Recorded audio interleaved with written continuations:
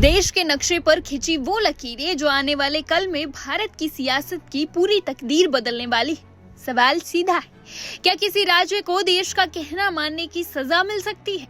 क्या जनसंख्या पर काबू पाना, स्वास्थ्य और शिक्षा में नंबर 1 होना अब संसद में आपकी आवाज दबाने का जरिया बन जाएगा? जी हाँ, परिसीमन का वो जिन बोतल से बाहर आ चुका है जिसने उत्तर से लेकर दक्षिण तक की राजनीति में हड़कंप मचा दिया है। और इस बहस के केंद्र में आकर खड़े हो गए हैं तमिलनाडु के नए मुख्यमंत्री थलापति विजय। विजय ने सीधे प्रधानमंत्री नरेंद्र मोदी को एक खत लिखा है।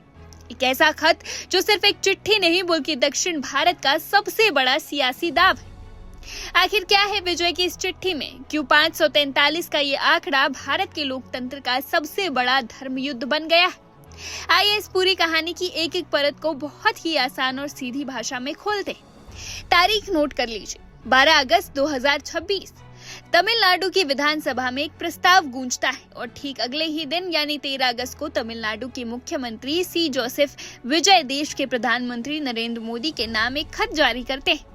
इस खत में विजय ने बिना किसी लाग लपेट के सीधे सीधे कहा, प्रधानमंत्री जी, देश की लोकसभा सीटों की कुल संख्या को हमेशा के लिए 543 पर फिक्स कर दीजिए।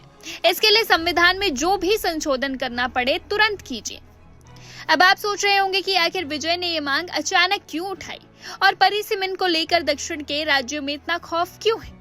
कहानी को समझने के लिए आपको 1970 के दशक में जाना होगा।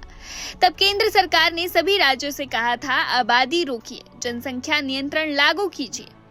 तमिलनाडु, केरल, कर्नाटका, आंध्र प्रदेश और तेलंगाना जैसे दक्षिण राज्यों ने इस बात को देश का धर्म मानकर अपनी आबादी पर सख्ती से लगाम लगाई, शिक्षा बढ़ाई, स्वास्थ्य सुधारा। लेकिन दूसरी तरफ उत्तर भारत के कुछ राज्यों में आबादी की रफ्तार तेज बनी रही। अब गणित समझिए, परिसीमन का नियम कहता है जिस राज्य में जितनी ज्यादा आबादी होगी उसे लोकसभा में उतनी ही ज्यादा सीटें मिलेंगी। यानी जिन राज्यों ने जनसंख्या रोकी उनकी सीटें कम या स्थिर रहेगी और जिन्होंने आबादी बढ़ाई उनकी सीटें बढ़ जाएंगी। तमिलनाडु विधानसभा में चर्चा के दौरान 1967 के जख्मों को याद किया गया, जब तमिलनाडु की लोकसभा सीटें 41 से घटकर 29 कर दी गई थी। दक्षिण के नेताओं का सीधा आरोप है कि आबादी के आधार पर परिसीमन हुआ तो ये समझदारी दिखाने वाले राज्यों के साथ ऐतिहासिक अन्याय होगा।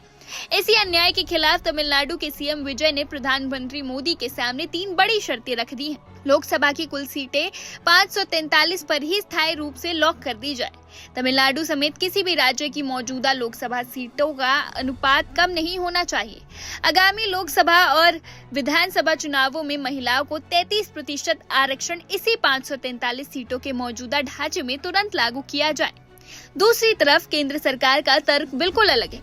केंद्र का कहना है कि जब नया परिसीमन होगा तो सीटें केवल उत्तर भारत की नहीं बल्कि दक्षिण भारत की भी बढ़ेगी। अनुमान के मुताबिक तमिलनाडु की सीटें 29 से बढ़कर 59 तक हो सकती है, लेकिन दक्षिण के राजनीतिज्ञों का कहना है कि संख्या भले ही 29 से 59 हो जाए, लेकिन संसद में कुल सीटों के मुकाबले उनकी राजनीतिक ताकत यानी कि परसेंटेज ऑफ रिप्रेजेंटेशन कम हो जाएगी। यानी दिल्ली के फैसलों में दक्षिण की आवाज कमजोर पड़ जाएगी। तो अब मामला केवल सीटों के जोड़ घटाव का नहीं रहा, ये लड़ाई है लोकतंत्र के नियम वर्सेस विकास के इनाम की। एक तरफ लोकतंत्र कहता है कि जहां ज्यादा जनता वहां ज्यादा नेता, दूसरी तरफ इंसाफ कहता है कि देश का कहना मानने वालों को राजनीतिक रूप से बेदखल ना किया जाए।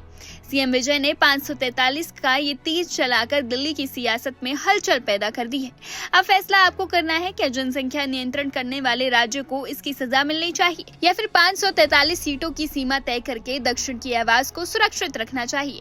आपकी इस पर क्या राय है, हमें कमेंट सेक्शन में जरूर बताएं। फिलहाल बस इतना ही। देश और दुनिया की तमाम बड़ी खबरों के लिए देखते रहिए वन इंडिया हिंदी।